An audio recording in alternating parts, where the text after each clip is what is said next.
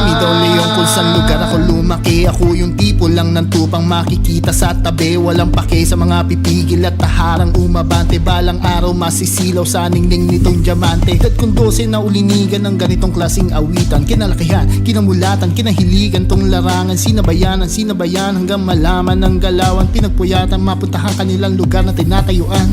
Madami ng sugat sa aking pagsulat na maiuulat ko sa aking papel. Bitbit sa balikat ang mabibigat ng ginagampanan ko papel. Kasama si Say, di akalain ng aking dugo ay magigising. Hinukay sa hukay ang manunulat na hindi mo na kaya na mailibing. Itong mga kwento ng buhay ko ay siyang dami ng tinta. Ng hawak na panulat sa mga awitin na likha. Siksik ng mga dinaanan ko ang bawat salita. Ito ang yaman tangi ko taglay kaloob na may likha.